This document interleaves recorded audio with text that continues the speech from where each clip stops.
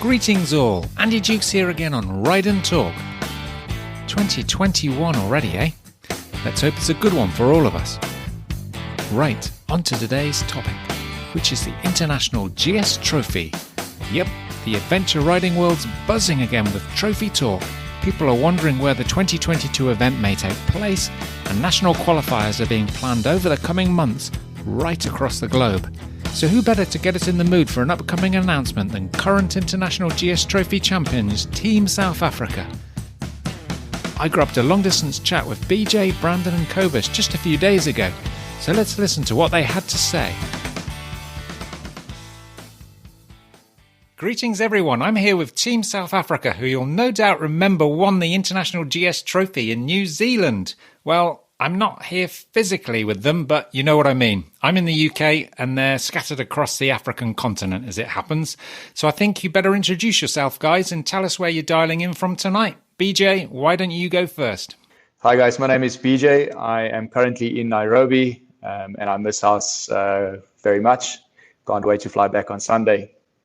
Hi guys, my name is Brandon. I'm calling from Johannesburg at the moment. And yeah, can't wait to get on with the questions and see what you guys think. I'm Cobus. I'm in the Western Cape, about 1.5 hours from Cape Town. Thanks, guys. It's a real pleasure to have you on Ride and Talk. There's a reason you're here, of course, and that's because the rumours and the chat's starting to build around the International GS Trophy 2022. And as the reigning champions, we thought it would be great to reflect a little bit with you about what effect the trophy experience has had on your lives, what advice you'd give to prospective candidates from across the globe hoping to join the party, and where you'd love the destination for 2022 to be, if you were lucky enough to go, of course. One thing hasn't changed at all, though, and that's the fact that you guys always seem to be out riding. Now, when BJ and I were originally trying to set this up, I think, Brandon, you were away riding or training over in Dubai. And then I saw a post from you just last weekend saying that you'd won was it the Sabi or the Sabi GS Challenge? Is that another skills challenge kind of event? Okay, well, the Sabi GS Challenge, it's pretty much like the GS Trophy. You'll have your liaison rides throughout the day, except you have 3 different types of rides. You have your black as your hardest, red as intermediate, green as the easiest. And in between each ride, there's a little skills challenge. So pretty much there'll be tight turns or drifting or any of the skills that pretty much were in the GS Trophy. And you'll get points added on for each mistake you make. And obviously, within doing the GS Trophy, quite happily did all the skills with ease. And yeah, very chuffed that I won it. Well done for winning that one anyway. There certainly seems to be loads going on right across the country for South African GS riders. So I'm wondering if that is one of the reasons why South Africa always puts out a strong team for the International GS Trophy. What's your view on that? Yes, I think South Africa definitely puts a strong team forward every year.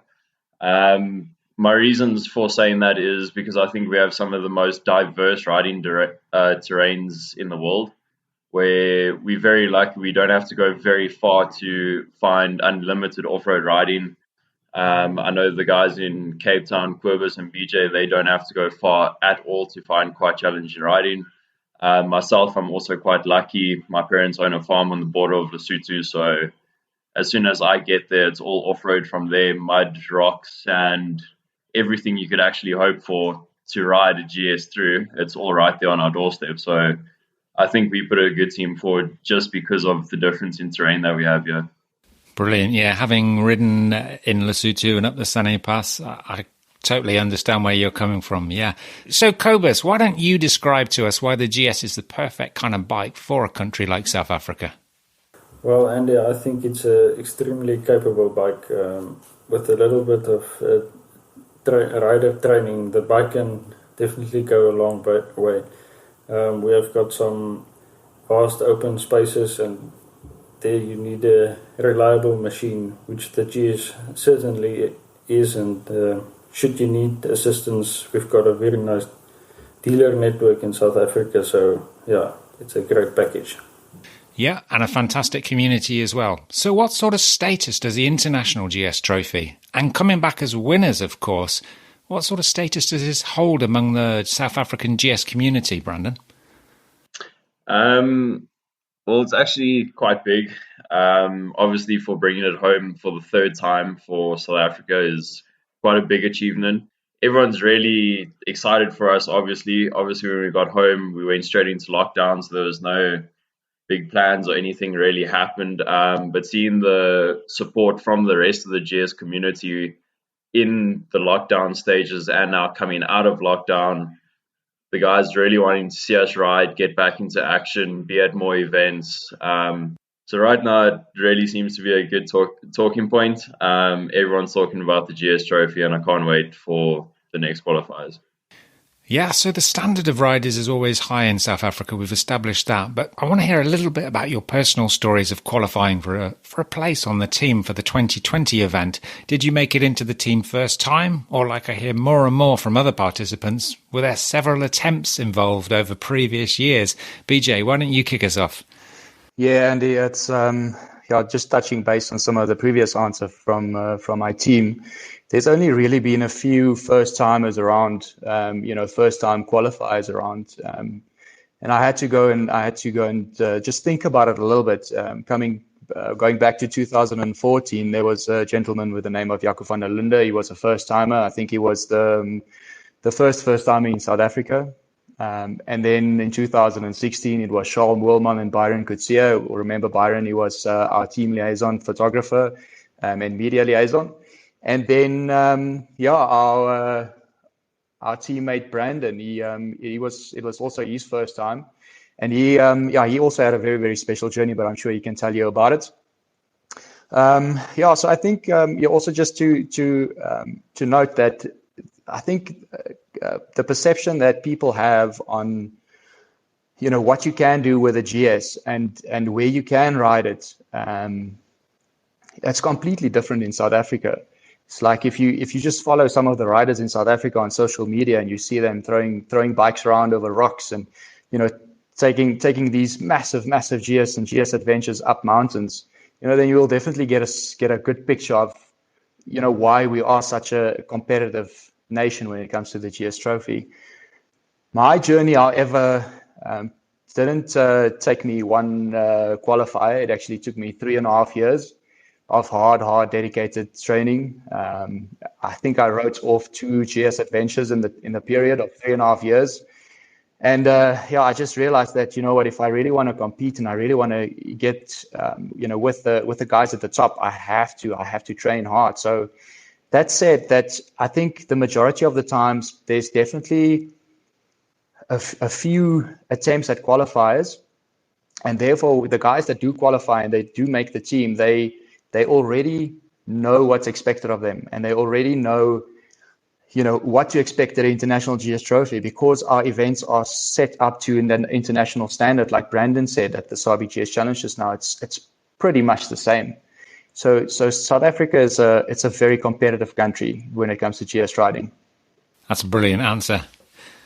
Cobus, I'm going to come across to you next. Did you make it first time or? Andy, my journey actually started in 2018. We had only the regional qualifiers then, where I made the team and for the Western Cape, and so 2019 was then my first attempt for the international trophy, which was successful. This was a hard 2 years of dedicated training. I'll move on to training next. Thanks for that, Cobus. And Brandon, you made it first time, according to BJ. Yeah, so as BJ mentioned, I made it first time. Luckily enough, I got through my first qualifiers and obviously my international qualifiers first time ever.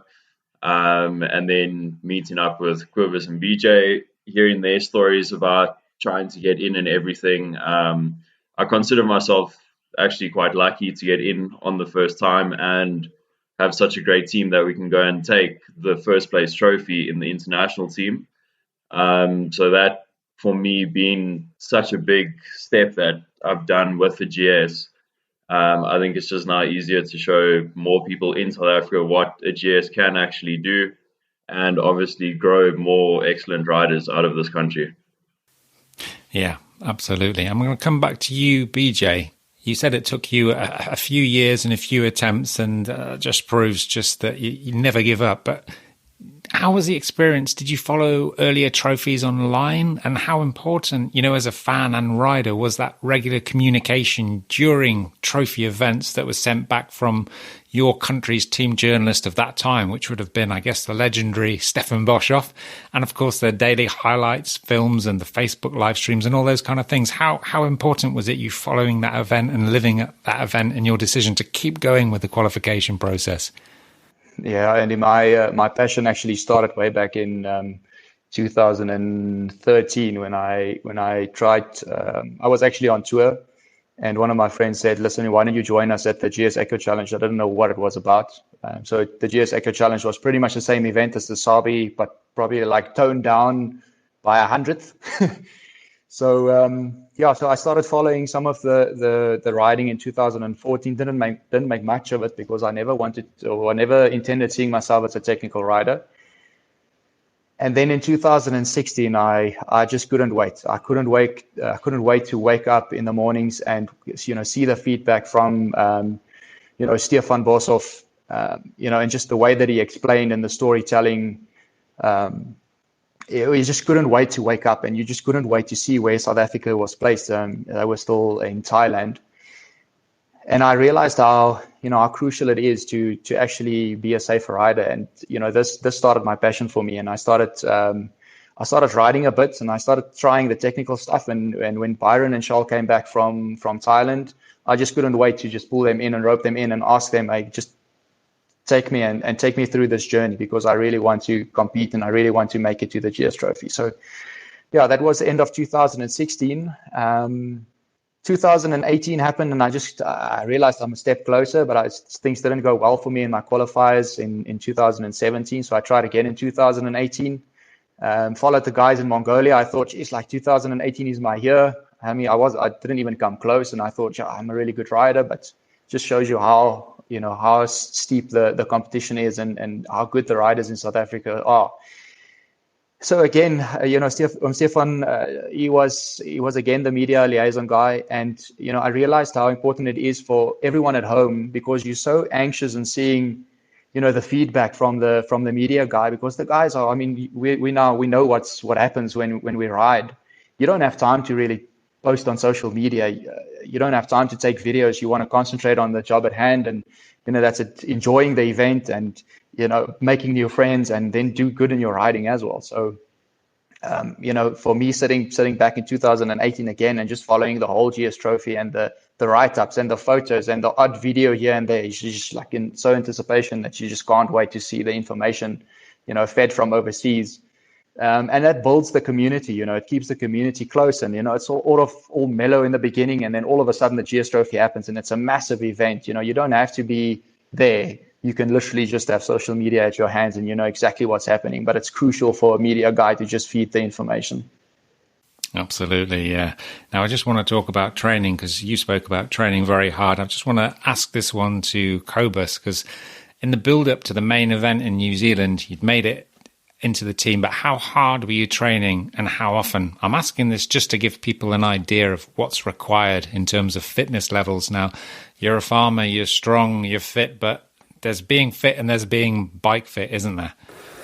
Yeah, for sure. And we try to combine the two, off the bike training, kind of gym work and jog and whatever else, and then on weekends we did the riding almost every weekend, because Brandon are 1,200 kilometers away from us. We only got to train 3 times as a team, but otherwise every weekend we were on the bike, and during the week we did some off the bike training. Yeah, that's an interesting point, actually, that you didn't have that preparation time together, but you just had to sort of find your own way. Yeah, absolutely.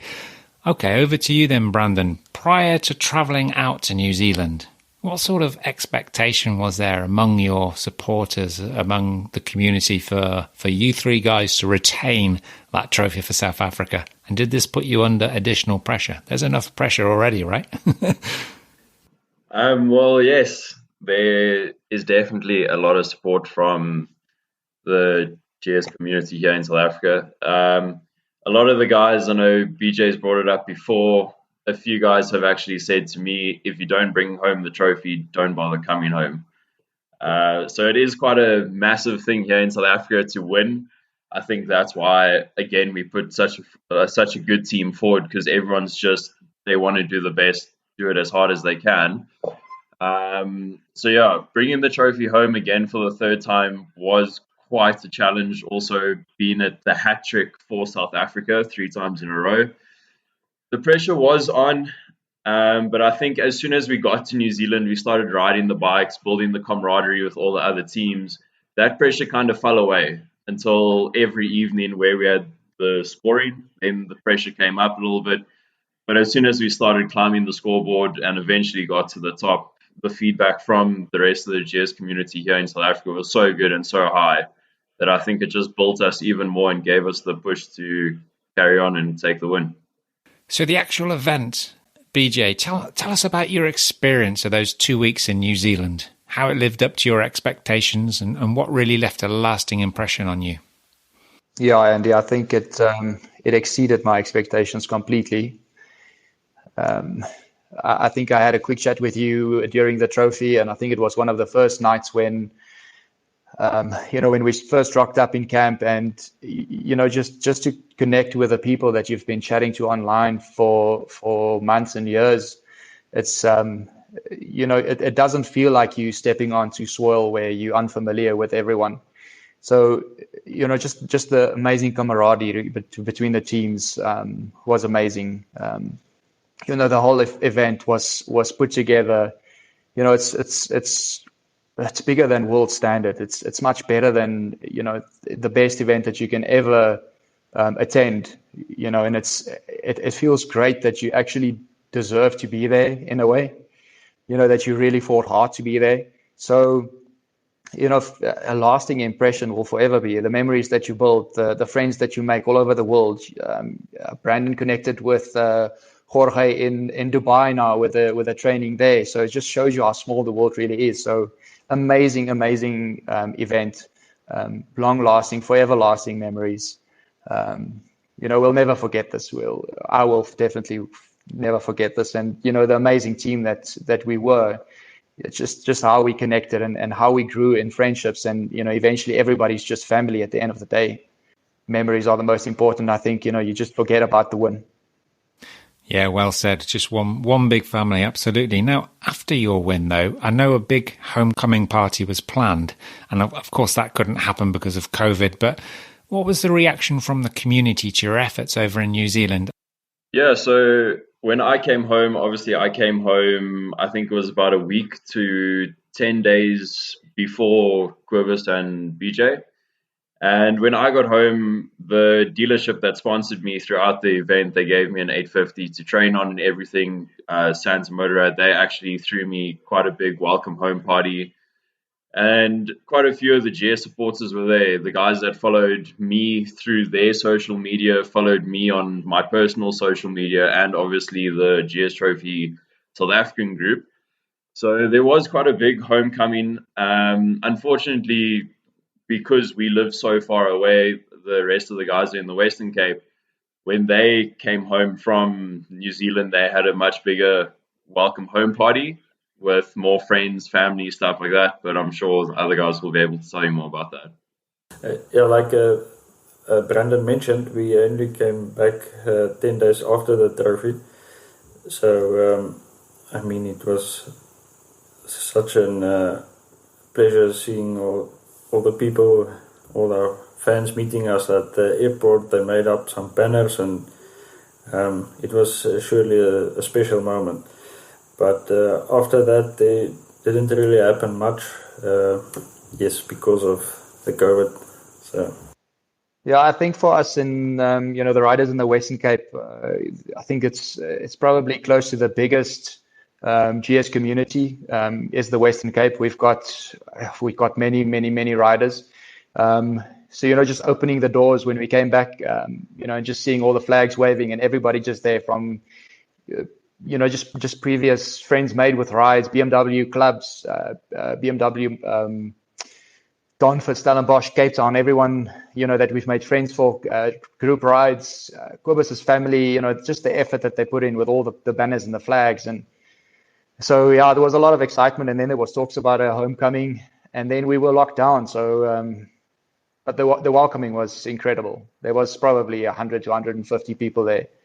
So yeah, it was amazing. We really appreciated everything and everyone there. Yeah, fantastic scenes, brilliant.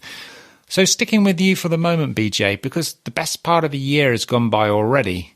So when you reflect on that whole experience, would you say that's changed you as a person or even changed your life? Yeah, I would say yes. I think every rider around the world that's competed in a trophy will say the same. But the GS Trophy in its whole, from the start, will change you. I mean, it's an incredible journey. I've grown physically as a rider, feeling more comfortable on bigger bikes. But the biggest effect on me was definitely mentally. The mental preparation that you go through, the growth. To put yourself through stringent training every single day, 6 days a week. When we rode together as a team, there was times that we could barely breathe, but we stuck together, and that for me is the most important. We took that to the trophy. We rode every single day. We rode with 9 or 10 other people. Sometimes we would cross paths with 50. And just shows you that nobody will leave anyone behind. If you are riding with other mates, or if you're riding with the girls groups and you're up a hill, you will stop. So mentally preparation and physical preparation, it's crucial. It will change you. Yeah, thanks for that, BJ. Wise words indeed. What about you, Brandon? Annie, to be honest, I wouldn't say it's really changed my life in many ways. Obviously, the whole competition, everything was amazing to see the new country, new place. I would say it has changed my mind about actually wanting to go and ride different destinations around the world. Like BJ mentioned earlier, I was currently now in Dubai, and it was just incredible going from South Africa, where I've ridden plenty, to going to New Zealand, riding the whole 8 days with everyone, getting everything 100%, bringing back that first place trophy, and then going straight over to Dubai and riding there with the rest of the Middle East team. It's so different. Everything, wherever you go, the sand texture is different. It's opened my mind to going to riding many different places around the world still. Yeah, opened your mind and also opened doors as well. Just the fact that that family is there all over the world and you are welcomed wherever you go. How about you personally, Cobus? How was the experience from your side?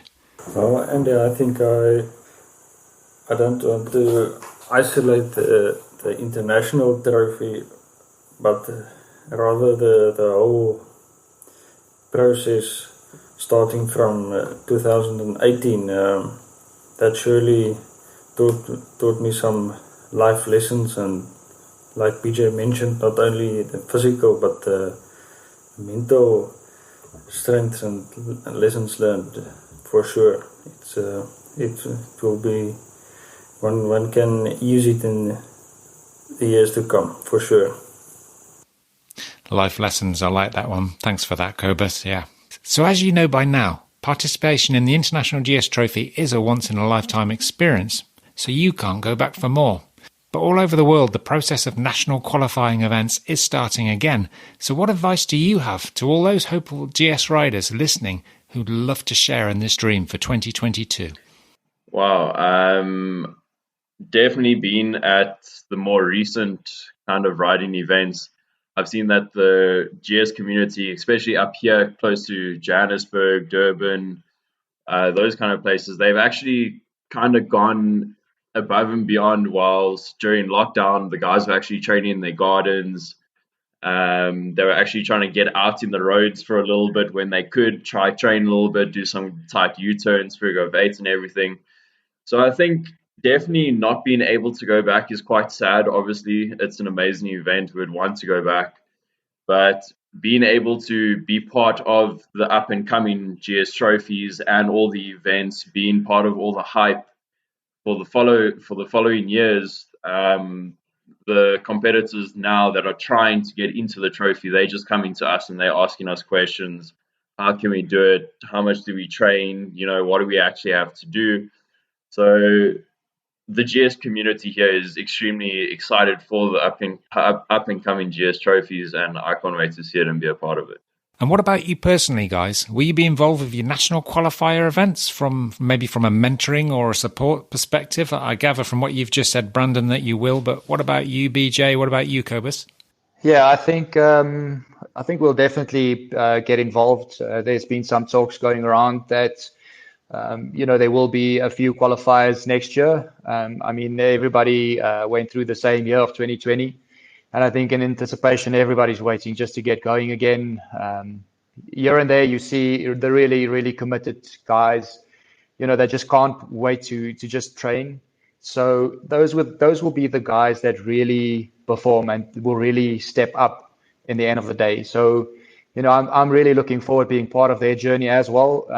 We're such not a small community. We're a massive GS community, but we're so close that everybody knows everyone. We know who was there when we qualified. They supported us right through. Even because we won at the end of the day, we still great friends. So just to see these guys follow and perform and still keep training, and the diehard guys like Brandon mentioned, that putting cones in their backyard around their pools, you want to see them perform. So I would definitely like to be part of it, part of their journey, like they were for us. And are looking forward to it. So we're just waiting in anticipation, and we're sure that some of the dates and the training and the qualifying dates will come out of the woodwork. Thanks, BJ. So at the time of recording this podcast, the location of the 2022 International GS Trophy hasn't yet been announced. There's always lots of speculation, of course. But if it was you representing Team South Africa again, where would you like it to be? So over to you first, Brandon. Wow. So yes, obviously the location hasn't been disclosed yet as to where it is. There's a lot of guys going around saying, "Oh, we think it's going to be here. We think it's going to be here." Obviously, at the end of the day, no one really knows. After actually going to Dubai and riding in Dubai, I think it would actually be quite a good idea to hold a GS trophy in Dubai. Yes, there is a lot of sand like Mongolia, but hey, why not?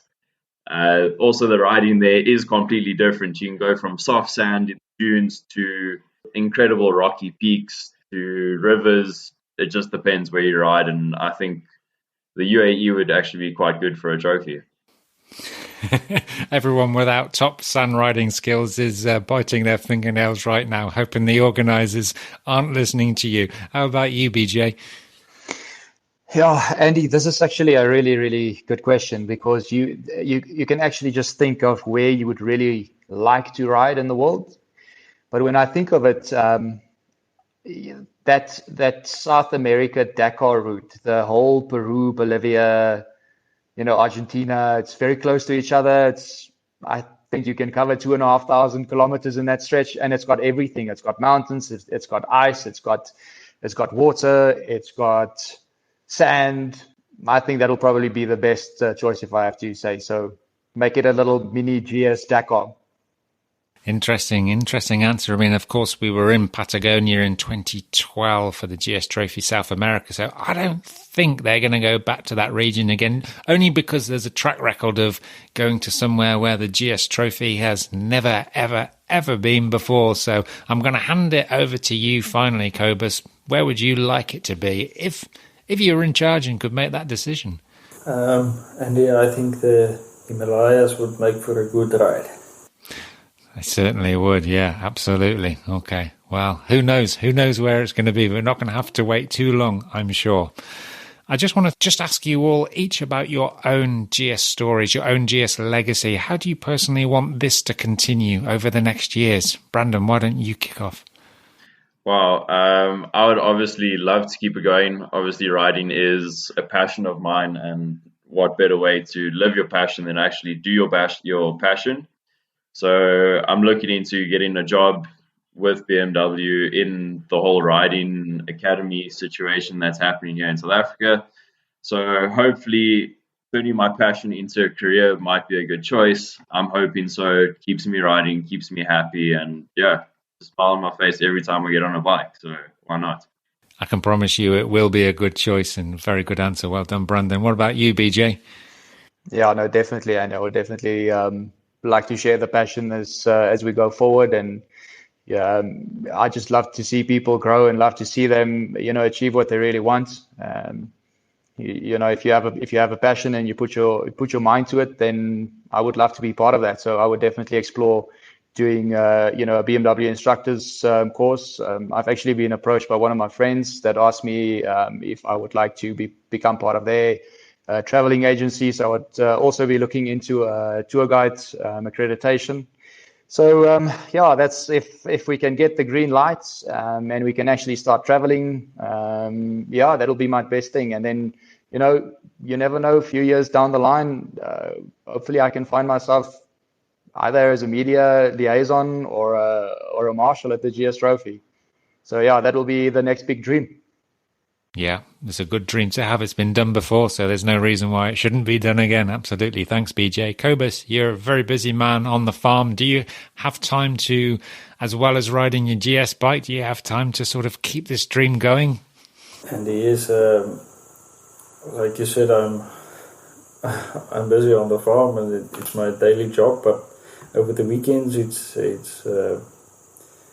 nice to share the joy of riding the GS with fellow riders that's passionate about riding and passionate about the brand. So yeah, that's the way we will probably go forward. So finally, guys, have you got a message for all your fellow competitors who will no doubt be listening to your words of wisdom on this podcast?